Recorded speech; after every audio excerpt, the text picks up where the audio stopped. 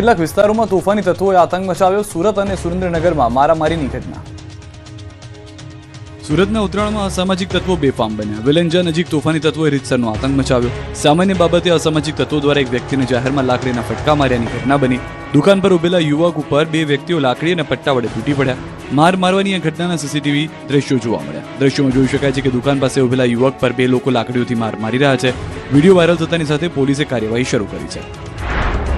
સુરેન્દ્રનગરના ફુલગ્રામમાં એક વ્યક્તિ સાથે મારામારીની ઘટના હતી, જેમાં મારામારીનો એક વિડીયો સામે આવ્યો, જેમાં વઢવાણના ફુલગ્રામમાં રહેતા રમેશભાઈ ગાબુનીના પુત્રવધૂને પ્રેમી અને અન્ય એક શખ્સ સાથે મળી હત્યાને અંજામ આપ્યો. પુત્રવધુ સહિતના 3 વ્યક્તિઓ દ્વારા લાકડાના ધોકા અને પાઇપ વડે માર મારતા ગંભીર ઇજાઓ થતા રમેશભાઈનું ઘટના સ્થળે જ મોત નીપજ્યું. હત્યાની ઘટના મામલે જોરાવરનગર પોલીસે મૃતકની પુત્રવધુ સહિત 3 આરોપીને દબોચી લીધા. આ તરફ વડોદરામાં વિદ્યાર્થીઓએ હોબાળો મચાવ્યો. ભોજનની અછત અને હલકી ગુણવત્તા સામે કુમાર છાત્રાલયના વિદ્યાર્થીઓ વિફર્યા હતા. ગેસ સિલિન્ડરની અછત વચ્ચે ભોજન ન મળતા હોબાળો કરાયો. આ ઉપરાંત ભોજનમાં જીવાત મામલે પણ વિદ્યાર્થીઓ ધુઆપુઆ થયા. છેલ્લા 2 દિવસથી ગેસ સિલિન્ડર ન હોવાને કારણે રસોઈ ઠપ થતા સમયસર જમવાનું ન મળતું હોવાની વિદ્યાર્થીઓની બૂમ છે. આ ઉપરાંત રસોડામાં ગંદકી, ખાદ્ય સામગ્રીમાં જીવાતો હોવાનો આરોપ મૂક્યો હતો.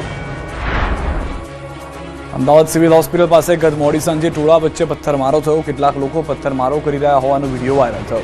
શ્રીફળ વહેંચવા માટે થયેલી બોલાચાલી બાદ 2 જૂથ સામસામે આવી ગયા, જે બાદ મામલો બીચક્યો, જેમાં પથ્થરમારો થયો. આ બનાવ અંગે શાહીબાગ પોલીસે તપાસ શરૂ કરી. આ બનાવમાં કોઈ જાનહાનિના અહેવાલ નથી. કચ્છના રામપરમાં ટોળાએ આતંક મચાવ્યો. હથિયાર સાથે આવેલા લોકોએ ફાયરિંગ કર્યું.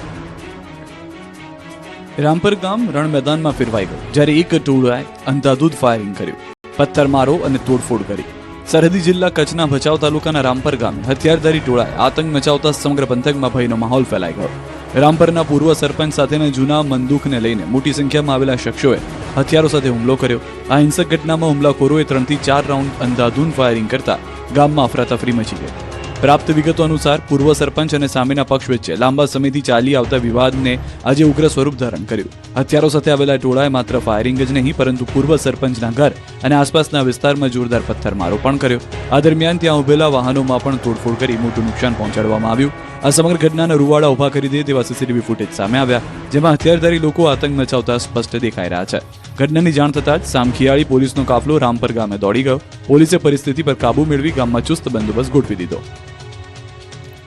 રાજ્યના કેટલાક વિસ્તારોમાં લાગી આફતની આગ, તો સુરતમાં ડમ્પિંગ સાઇટ પર લાગેલી આગ 4 દિવસ બાદ ઓલવાઈ. સુરત ડુમસ રોડ પર આવેલા મહેક ફાર્મના પંડાલના વેસ્ટેજમાં ભીષણ આગ ભભૂકી. વાવાઝોડામાં પડેલા પંડાલના વેસ્ટેજમાં ભીષણ આગ લાગતા અફરાતફરી મચી ગઈ.